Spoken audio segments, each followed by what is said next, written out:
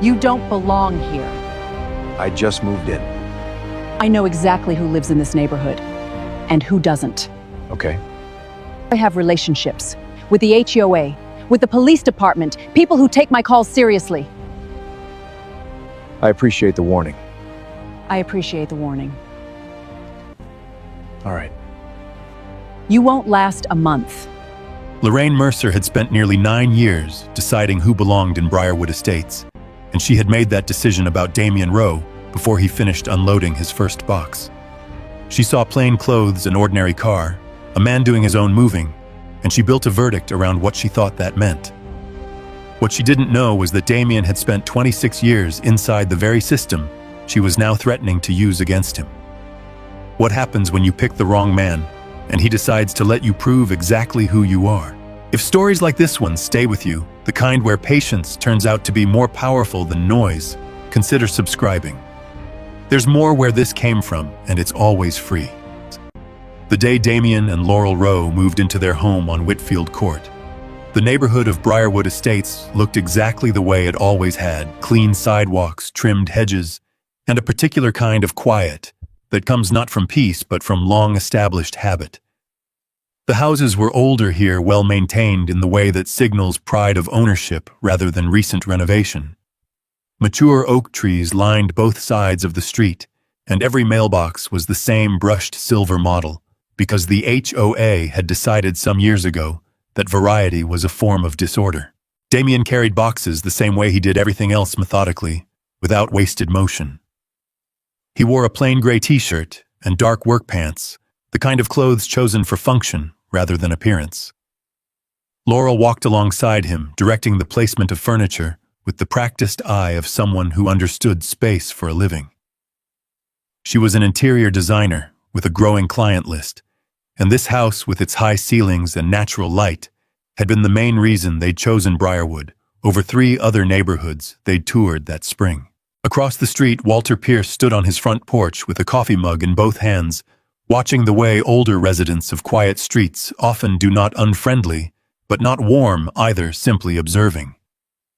When Damian glanced over and gave a short nod, Walter returned it, then looked down at his mug.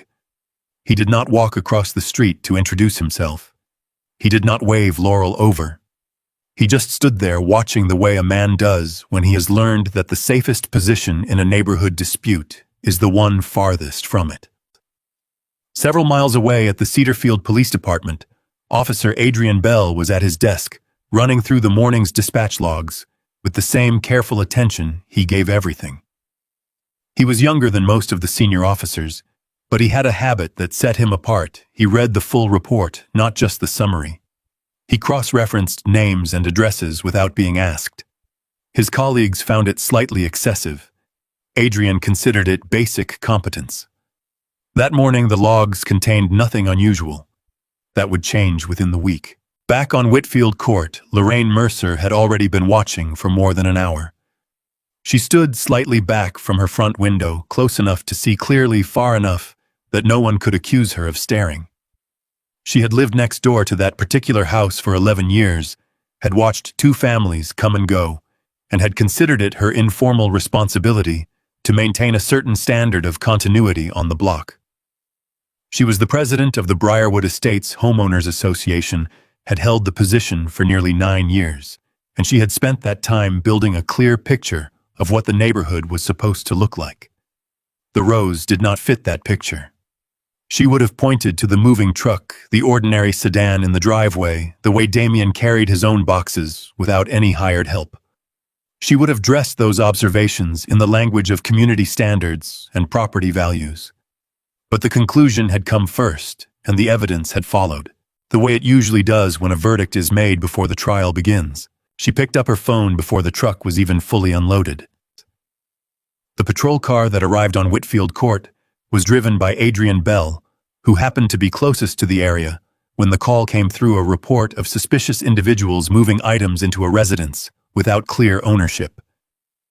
He pulled up to the house, stepped out, and found Damian standing in his own front yard, holding a cardboard box paperwork already tucked under his arm, as though he had anticipated the question before it was asked. Damian presented his ID and the closing documents without being asked twice. Adrien reviewed them thoroughly, confirmed the address matched, confirmed the purchase date, confirmed the names. Everything was exactly as it should be. He handed the documents back with a quiet apology and returned to his car. Before he pulled away, he sat for a moment longer than necessary, his eyes moving to the house next door, where the curtain had not quite fallen back into place. Lorraine was waiting on the sidewalk by the time Damian set the box down on the porch steps. She had crossed the property line with the confidence of someone who considered property lines a formality. She told him in a measured and pleasant tone that one confirmed identity did not mean a new family was a good fit for the neighborhood. She mentioned her connection to the HOA board. She mentioned the city council. She mentioned more than once that she had close relationships with people in the Cedarfield Police Department, people who took her calls seriously and respected her judgment. She was not shouting. She was informing him of facts the way a landlord explains lease terms to a new tenant. Across the street, Walter Pierce heard every word. He was still on the porch. His coffee had gone cold.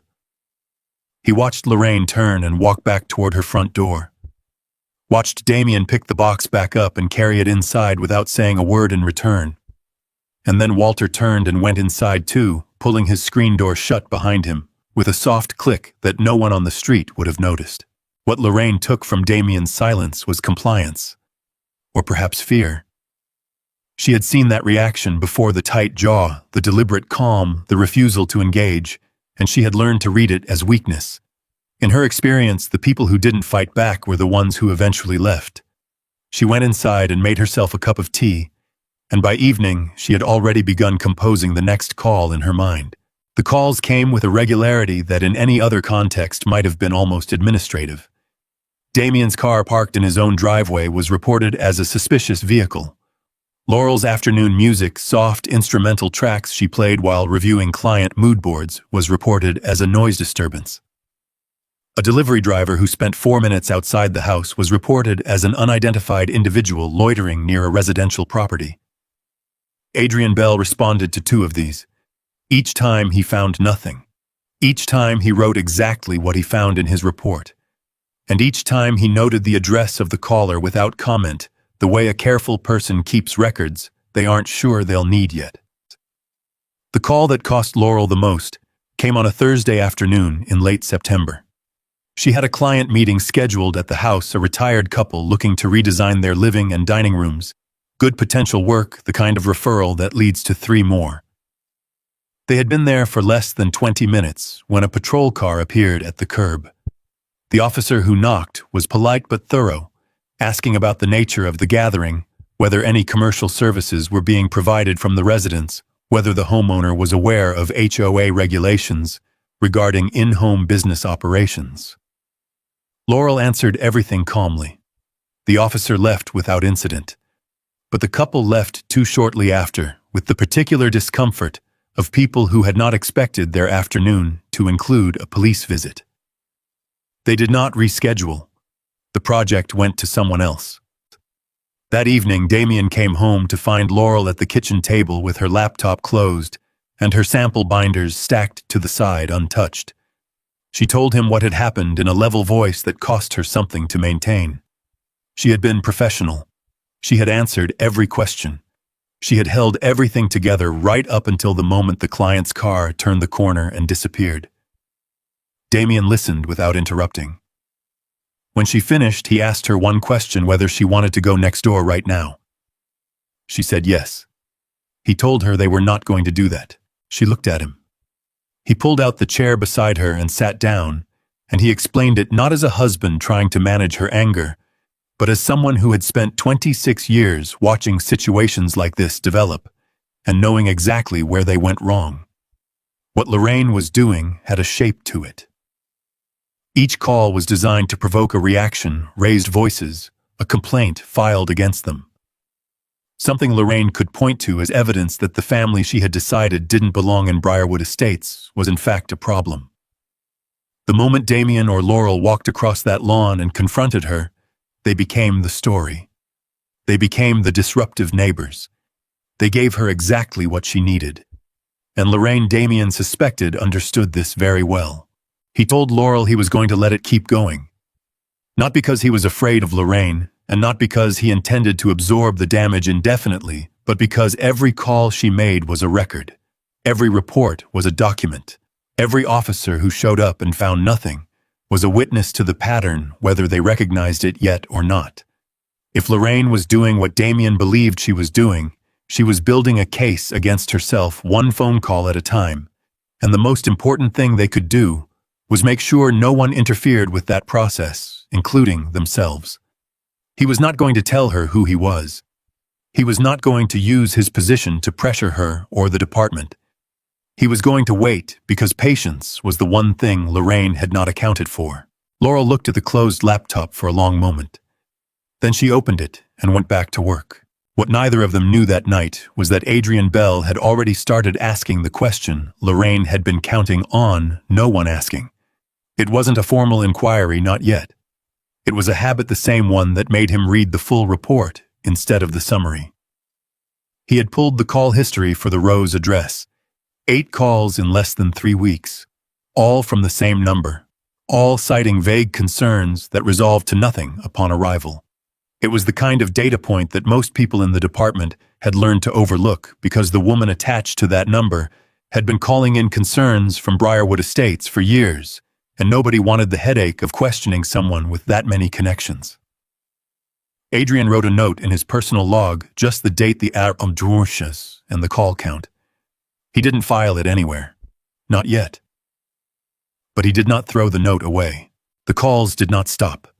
If anything, they found a rhythm. Damian ran the same route every morning out the back gate left on Whitfield Court, down 3 blocks to the park path and back. It was something he had done for years, in every city he had lived in every season. He ran at an easy pace, always in the same lane, always visible. Within a week of establishing that routine, Lorraine had reported him twice as a suspicious individual moving through the neighborhood at irregular hours. Both times, a patrol car slowed beside him on the path. Both times, the officer looked him over, saw nothing unusual, and moved on. Damian kept running. Laurel had moved her client meetings outside the house entirely. She worked from a corner table at a coffee shop 2 miles away, spreading her sample books across the surface and apologizing to clients for the change in venue with a story about ongoing renovations. The work continued, but it had been reshaped around a threat that had no business existing. She did not complain about this to Damian, but he noticed the change, the way she gathered her bags differently in the morning. Faster, watchful, not quite relaxed in her own driveway anymore. The barbecue happened on a Saturday afternoon in early October. Damian had invited 2 neighbors from the far end of Whitfield Court, people they had met briefly during a walk one evening, who had been genuinely friendly and knew nothing of the situation next door. They grilled in the backyard, kept the music low, and were done by 5. Lorraine called at 3:15 to report unusual smoke and noise coming from the property. The officer who responded walked around to the back fence, saw 4 adults eating lunch in a private yard, wrote a report confirming no violation of any ordinance, and left. The neighbors stayed until sundown. No one mentioned the patrol car. But Damian noticed they did not suggest getting together again. On a Wednesday evening, Damian wheeled the trash bin to the curb, an unremarkable task, the sky still faintly orange at the edge. Lorraine called it in as an unknown individual moving between properties in low-light conditions. Sergeant Grant Pike took that call personally. He pulled into the cul-de-sac, climbed out of his cruiser, and swept a flashlight across Damian's face before Damian had even set the bin down. Grant was a heavy-set man in his mid-40s, the kind of officer who had been in the same department long enough that certain habits had calcified into policy. He told Damian in the tone of someone delivering a reasonable suggestion that given the volume of community concerns being raised about the address, it might be in everyone's best interest if Damian tried to limit activities that draw attention. Damian looked at him steadily. He asked in a tone just as level as Grant's whether there had been a complaint filed, whether there was any ordinance he was violating, and whether the sergeant was formally advising him to alter his behavior as a resident of the property he legally owned. Grant said nothing specific to any of those questions. He got back in his car and drove away. Damian stood in the driveway for a moment after the taillights disappeared, then went inside. He told Laurel about it while she was washing dishes, and she listened without turning around. When he finished, she set a glass down on the drying rack and said she was starting to wonder whether any of this was actually going to change. Damian understood the question underneath that one. She wasn't asking about Lorraine. She was asking about the department, the institution he was about to step into as its leader, and whether the people inside it were capable of seeing what was happening in front of them. He didn't answer right away because the honest answer was that he wasn't sure yet. What he did know was that Grant Pike had not invented his attitude from nothing. That kind of comfortable deference to a particular voice in a community gets built slowly over years, one unanswered call at a time. Lorraine had made herself useful to people like Grant, and people like Grant had returned the favor without ever quite framing it that way. Adrien Bell was still keeping his notes. He had responded to several more calls from Lorraine's number in the weeks since his first log entry, and each one had resolved the same way: no violation, no threat, no evidence of anything other than a family living in a house they owned. The count was now at 10. He had started a second page cross-referencing each call with its recorded resolution. He had not shared the notebook with anyone. The unwritten rule around Lorraine Mercer was well understood in the department. Even if no one had ever stated it directly, she was connected, she was persistent, and pushing back on her complaints cost more energy than it was worth. Adrien was not the kind of person who found that argument convincing, but he was also not reckless. He was waiting for something that couldn't be explained away. He didn't know yet that Lorraine was about to give it to him. It happened on a Tuesday morning, a little before 9. Laurel had a client site visit scheduled across town and was loading her car with the tools of her work: a structured bag holding fabric samples, a rolled tube of floor plan drawings, a flat case of finish materials that she carried with both hands. She was focused, running slightly behind, thinking about the drive and the client and the questions she had prepared. She did not see Lorraine until she was already at the end of the front walk. Lorraine was standing on the narrow strip of grass between their two driveways, arms crossed as though she had been waiting. She told Laurel in that same measured tone she had used on the first day that she had been observing a pattern of commercial activity at the residence. Regular deliveries, unknown visitors, the movement of materials in and out that she believed was in violation of HOA regulations regarding home-based business operations. Laurel said she was on her way to a client appointment and did not have time for this conversation. She stepped to the side to get to her car. Lorraine reached out and took hold of her arm. It was not a violent grip. It was the grip of someone who considered herself entitled to be heard, who had never been told that her hand on another person's body was not a form of persuasion. The bag slipped from Laurel's shoulder and hit the driveway hard.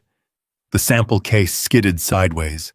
Fabric swatches fanned out across the concrete in a half-dozen directions, some of them landing in a thin puddle near the drain. Laurel pulled her arm free. She looked at Lorraine directly and told her in a voice that was quiet and entirely controlled that she was never to touch her again. Lorraine did not apologize. She said something about her responsibilities as HOA president, about the standards she was obligated to maintain. Laurel did not respond to any of it. She crouched down, gathered what she could reach, and got in her car. Walter Pierce was on his porch. He had seen it, all of it. He had seen Lorraine step into Laurel's path, seen the grab, seen the bag fall, seen Laurel pull away.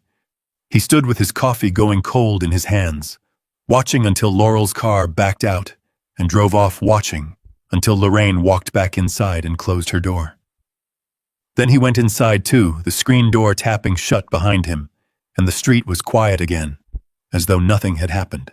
When Damian came home that evening, he found Laurel sitting on the living room floor, her back against the couch. The damaged samples spread around her in a loose circle.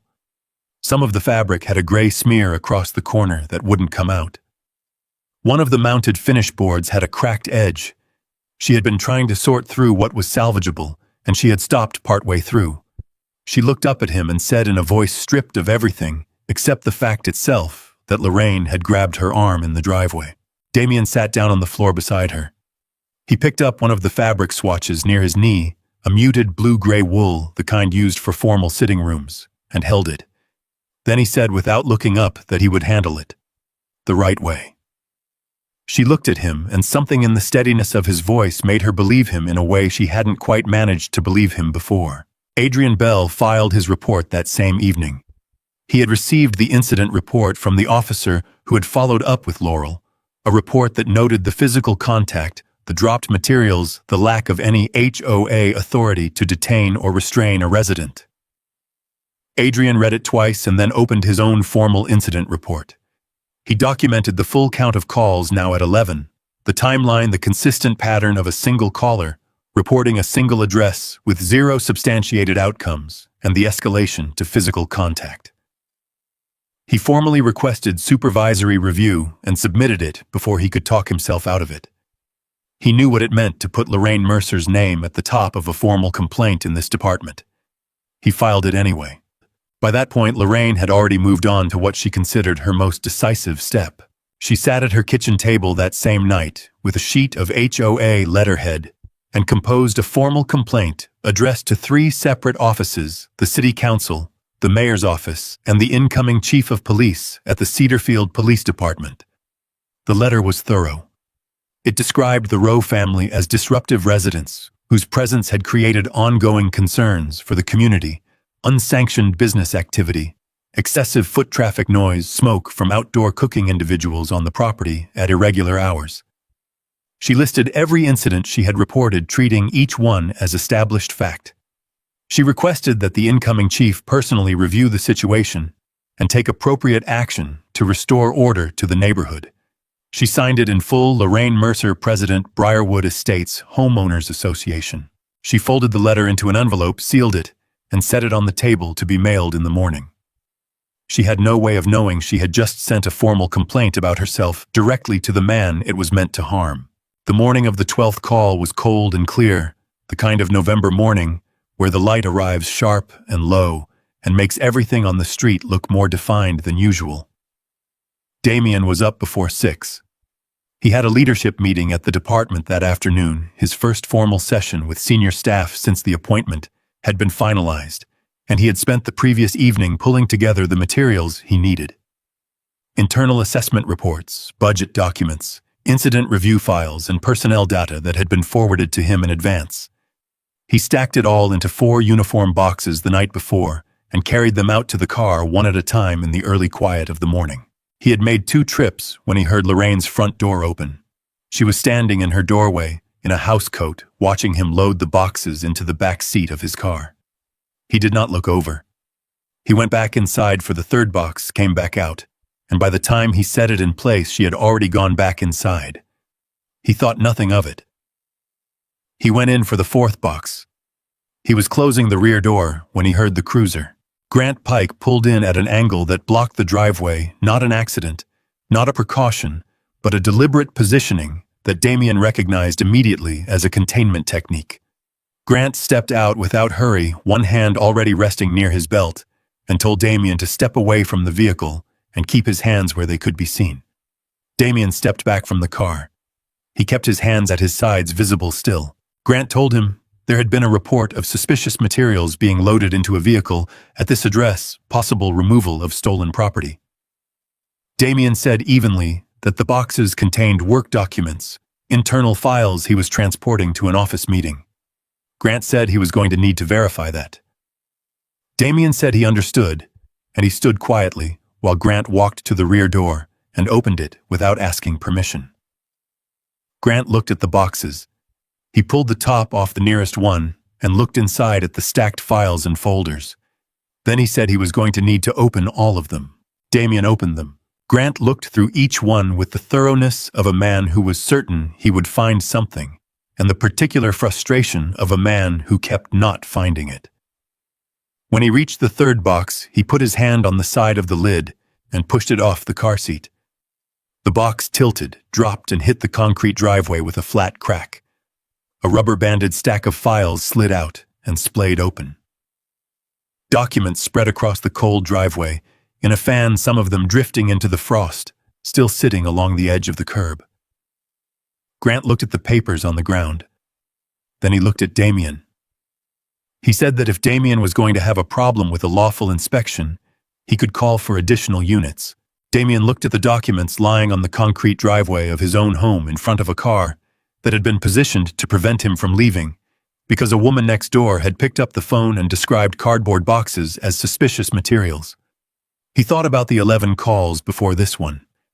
He thought about Laurel on the living room floor, surrounded by ruined samples. He thought about the letter Lorraine had mailed to the incoming chief of police, the letter he had received at the department 2 days earlier, the one requesting that he personally investigate the disruptive family on Whitfield Court, signed with her full name and title. And he thought about the fact that she still did not know he was the person who had read it. He reached slowly into his jacket pocket. Grant's posture shifted, shoulders square, weight forward, hand no longer just resting near his belt. Damian moved deliberately, the way someone moves when they understand exactly what their movement looks like to the person watching it, and they choose to move that way anyway because they refuse to be hurried. He took out a slim leather wallet and opened it. The badge caught the morning light. The words were clean and clear: Chief of Police, Cedarfield Police Department. Damian stated his full name. He said it without inflection, without the satisfaction of watching it land, and it landed anyway. Grant stood very still. The hand dropped from his belt. The color in his face went through several changes in the span of a few seconds. He began to say something, an apology, the beginning of an explanation, and Damian let him get 2 sentences in before he asked the question that ended the conversation. He asked what would have happened if he were not the chief of police. Grant did not answer. Damian did not need him to. He told Grant to return to the department and to have every record associated with the 12 calls made from the address. Recordings written. Reports, officer notes, dispatch logs on his desk before noon. Then he crouched down and began gathering the documents from the driveway himself, stacking them back into the box with the same methodical care he brought to everything. Grant got in his car and drove away. When Damian arrived at the department, the first person he called into his office was Adrien Bell. Adrien came in carrying his formal report, along with the personal notebook he had been keeping since the first call. He set both on the desk without being asked. Damian read the notebook first, then the report, then looked up and told him simply that he had done the right thing. Adrien said he knew. He also said that 2 senior officers had informally advised him to let the Mercer situation resolve on its own, because she had a long history with the department, and making it formal would create friction that nobody wanted. Damian asked who had advised him. Adrien told him. Damian wrote the names down. The complete records of all 12 calls were on his desk by 11:30. He read through them in order, and what he found confirmed what he had watched develop from his own driveway over 5 weeks. In isolation, each call could be read as a concerned neighbor acting on a reasonable worry. Stacked together with their dates and resolutions listed side by side, they read as something else entirely. 12 reports, 12 responses, 12 confirmed non-events, 1 address, 1 caller. He forwarded the complete file to the district attorney's office that afternoon. Assistant District Attorney Elise Marlowe reviewed it within 48 hours and opened a formal investigation. When her office pulled Lorraine's full call history, not just the past 5 weeks, but the full record going back years, what they found gave the current pattern a much longer shadow. Delivery drivers reported as suspicious. Repair workers questioned on job sites. A real estate agent flagged while showing a neighbor's home.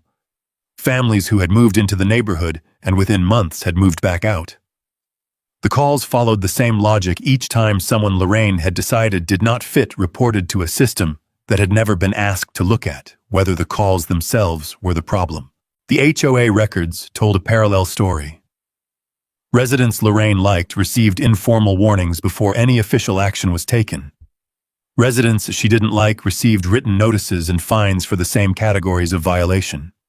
The documentation was all there, filed neatly in the association's own records, because Lorraine had never imagined anyone would read it, looking for a pattern rather than individual cases. Grant Pike was placed on administrative leave pending an internal affairs review. The two senior officers who had told Adrien to stand down were called into Damian's office separately on the same afternoon and left those meetings understanding clearly that the culture of deferring to well-connected complainants was not going to continue. A community meeting was held on a Thursday evening at the Cedarfield Civic Center, 3 weeks after the morning in the driveway. The room was fuller than expected. Many of the residents had never seen Damian in anything other than the work clothes he had been wearing on the day he moved in. He walked in that evening in his full-dress uniform, and the room adjusted to the information quietly, the way a room does when something it has been told and something it is seeing for the first time finally match. Lorraine was not present. Several of her longtime allies in the HOA were, and they sat near the back without speaking. Damian stood at the front of the room without notes. He said he was not there to talk about Lorraine Mercer or about himself or about what had happened in his driveway on a November morning. He said the real question, the one worth answering, in front of the people who actually lived in this community, was how someone could call the police 12 times about the same innocent family without anyone in the system stopping to ask whether the caller was the problem. He said the honest answer was that systems allow it when the people inside them weigh the credibility of a complaint based on who is making it rather than what it says. Then he stepped back from the podium. What followed lasted nearly 2 hours. People came to the microphone one at a time. A contractor who had been reported as a suspicious individual while completing a licensed job at a neighbor's home. A woman who had moved her mother in for post-surgery recovery and had received 4 HOA citations in 3 months. A family who had sold their home on Whitfield Court 4 years earlier after a sustained campaign of complaints that had made the neighborhood feel uninhabitable. They were not angry, most of them. They were tired in the way people are tired when they have been carrying something for a long time and have finally found a room where it is safe to set it down. Damian proposed a formal protocol change before the meeting closed. If a single caller generated more than a defined number of unsubstantiated reports about the same individual or address within a rolling 90-day period, the system would flag it for mandatory supervisory review before any further response was dispatched.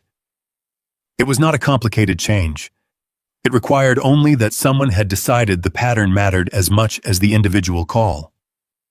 The protocol was adopted 2 months later. Lorraine did not seek re-election to the HOA presidency. The announcement came through the association's standard newsletter, a single line at the bottom of the agenda section, without explanation. The house next door to the Rows went on the market in early spring and sold within 3 weeks. Laurel opened her design studio in a rented space 4 blocks from Brierwood Estates in February. It was a small room with good light and 2 work tables, and on the corner of her primary desk, she had placed a narrow wooden frame containing a swatch of blue-gray wool fabric, the piece she had picked up off the driveway, the one with the faint gray smear on the corner that had never quite come out. She had thought about replacing it with a cleaner sample. She had decided not to. It wasn't there to remind her of Lorraine. It was there to remind her of the day she and Damian decided together, and without anger, that they were not going to be moved. Damian still ran the same route every morning. No patrol cars slowed beside him on the path. Neighbors on Whitfield Court had started to wave. Walter Pierce came to their door on a Saturday morning in late March, when the oak trees were just beginning to leaf out. He had a look on his face that Damian recognized, not shame exactly, but the particular discomfort of a person who has been holding something and has finally decided the weight of it is greater than the difficulty of putting it down. Walter said he had seen what happened in the driveway that Tuesday morning. Lorraine stepping into Laurel's path, the grip the bag falling, Laurel pulling away. He said he had known it was wrong. He had stood there long enough to intervene, and he had gone inside anyway, because he had spent 9 years in that neighborhood watching what happened to people who got in Lorraine's way. Damian listened without interrupting. When Walter finished, Damian told him he understood. He said he wasn't angry. Then he said plainly that the next time Walter saw something like that, he should not go inside. Walter nodded. He thanked Damian for listening and walked back across the street. The new neighbors arrived on a Saturday in May. The moving truck was large, and the couple directing the movers was young and visibly excited about the house. Boxes came off the truck in a steady stream and disappeared inside. The scene was familiar in the particular way that beginnings always resemble each other. No curtain moved in the windows along Whitfield Court. No one picked up a phone. Laurel came out of her front door, carrying a small basket, a bottle of olive oil, a loaf of bread from the bakery on Cedar Street, a handwritten card with their phone number on it. She walked across the lawn and introduced herself to the couple on the porch, and they thanked her in the slightly overwhelmed way of people who did not expect a welcome on the first day and were genuinely surprised to receive one. The story had begun with someone looking out a window and deciding that a stranger was a problem. It ended with someone walking across a lawn and deciding that a stranger was a neighbor. That was the only difference between the two, the decision. And the decision, it turned out, was something anyone could make. What Damian understood, and what this story keeps proving, is that dignity doesn't wait for permission. It doesn't announce itself with a title or a badge or a resume. It was there in the way he picked the box back up on the first day. It was there in Laurel's voice when she said quietly and without trembling, "Don't touch me again." It was there in Adrien's decision to file the report anyway, knowing the cost. And it was there in Walter, imperfect late, but finally choosing not to look away. None of them were heroic in the obvious sense. They were just people who decided at different moments, and for different reasons, that the right thing was worth the discomfort of doing it. We don't always get to know who the person in front of us actually is. We don't always get the moment where the badge comes out and the room goes quiet. Most of the time, we just have the choice to extend decency or to withhold it, to assume the worst or to walk across the lawn. If this story stayed with you, share it with someone who needs to hear it. And if you want more stories like this one about quiet strength, about systems and the people who push back on them, about the small decisions that turn out to matter, subscribe. Every single story here is free, and there's always another one coming.